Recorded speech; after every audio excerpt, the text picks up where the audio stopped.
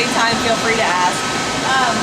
So just so no one's disappointed, I'm not bringing out a bat and I'm not feeding the fruit bats right now. So that's a kind of a common thing that people think, and I just didn't want anyone to be expecting something that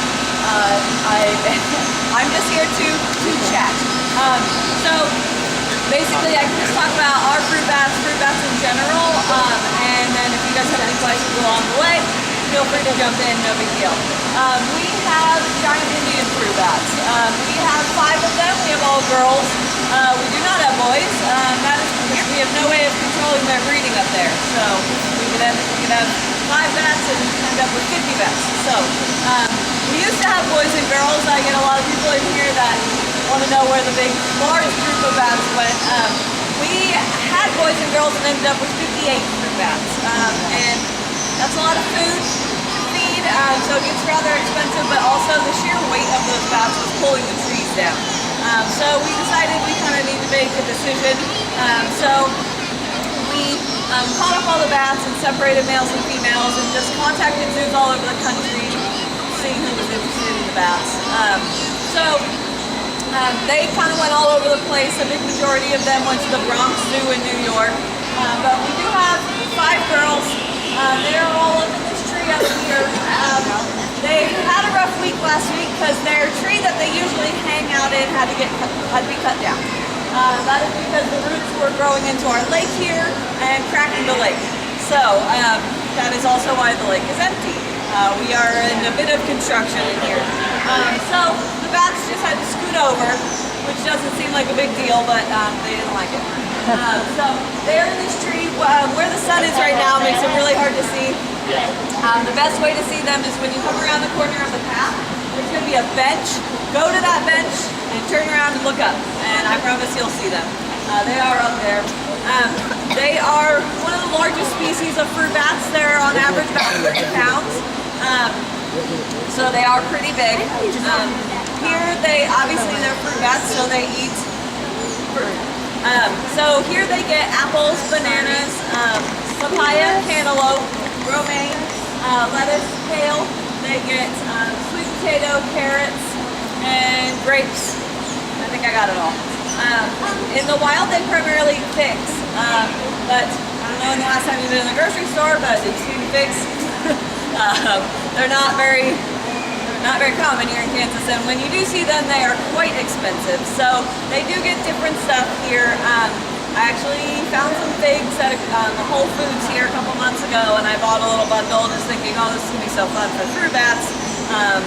Something, they get in the wild and great, and they thought they were garbage. So they did not eat them.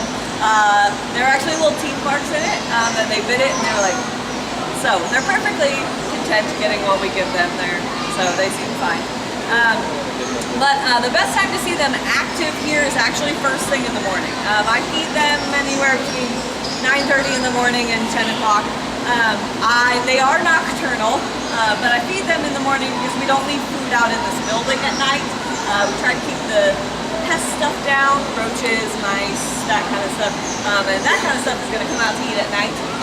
But the birds and everything, they're not going to eat at night. They're all going to be sleeping. So we just kind of switch to bats eating first thing in the morning. They don't seem to care. So if you come at that time, they're always going to be in this tree. We don't put them there. That's the tree they have selected. But in the wild, they have a roosting tree. So they will go out at night, look for food, eat, and then during the day, they will always come back to the same tree to sleep. So this is their roosting tree.